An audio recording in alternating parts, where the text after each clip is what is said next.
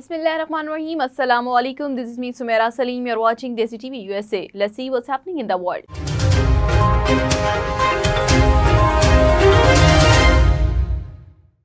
After the death of Queen Elizabeth II, her eldest son, the former Prince of Wales Charles, will become the new King of Great Britain and head of the 14 Commonwealth of Nations.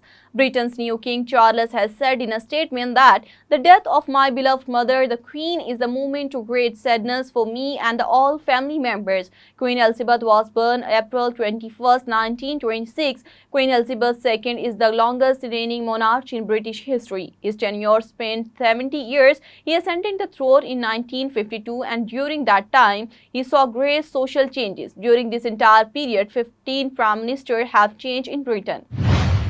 British government announced freeze on consumer bills. Consumer in the UK face an 80% hike in gas and electricity bills next month as fuel prices rise following Russian invasion of Ukraine, add to pressure on supplies.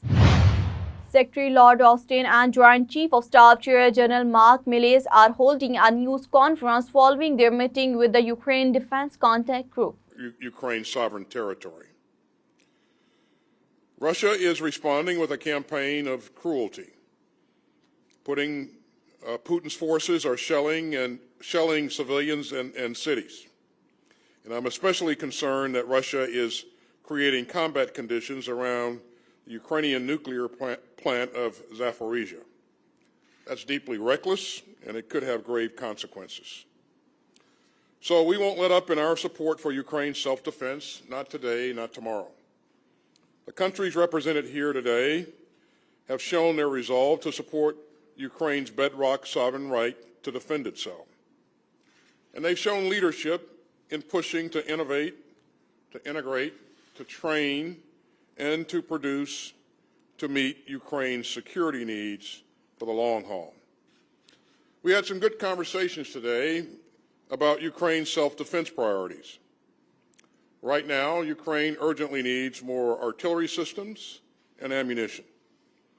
It also needs air defense, coastal defense, and other critical capabilities. The United States has stepped up to meet those needs, and I'm very glad that so many of our allies and partners have as well. Beyond that, this contact group will keep coming up with new ways to support Ukraine for the road ahead. And many countries continue to dig deep and provide equipment out of their own military stocks. And that can mean purchasing new equipment from their own defense industries, or even purchasing new equipment from other countries that they can send to Ukraine. Countries in our contact group are also leading efforts on training, maintenance, and sustainment. And that will help ensure that Ukraine has the capabilities that it needs to succeed on the battlefield, now and in the weeks and months ahead. I want to especially thank the UK for establishing a basic training program for new Ukrainian recruits. And getting more trained professional soldiers into the fight is especially key as Russia sends more and more untrained soldiers into battle. I also want to thank our eastern flank allies, namely Poland, the Czech Republic, and Slovakia, for reinvigorating their industrial bases to meet Ukraine's self-defense needs. Their round-the-clock efforts to manufacture new armaments are key to Ukraine's success.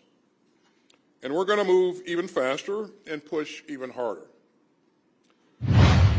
A donation ceremony of flood relief supplies was held at Sindh Solid Waste Management Board office on September 7, 2022, and attended by Chinese Consul General to Karachi, Mr. Lee Bijian, Sindh Government's Minister for Local Government, Mr. Syed Nasir Hussain Shah, and Karachi Administrator, Mr. Murtaza Wahab. In Afghanistan, 5 government secondary institutions for girls were opened in the eastern part of the country following strong demand that female students, the Taliban has officially banned secondary school education for the girls, but the order has been ignored in a part of Afghanistan outside of Kabul and Kandahar. The provisional official said, principal of the Kashgar High School said that despite no change in government policy, around 300 girls have returned in school to since last week. A 30% increase in petroleum products in Indonesia has sparked protests across the country, with angry people, arson and rioting. Nationwide protest continues in Indonesia over the increase in petrol prices. Demonstrators blocked roads and set government property on fire during protests in all major cities, including the capital Jakarta. There were also clashes between angry protesters and police in the Indonesian cities of Surabaya, Maskara, Kendari, Aceh and Yogyakarta. The police rostered the lathi charge, on which the protesters pelted stone and set fire to the police van. A large number of students participated in these protests. The opposition parties and the protesters also demand the government to immediately roll back in the hike to petrol price. That's all for now. Keep watching Desi TV USA. Log into our website, desitvusa.com.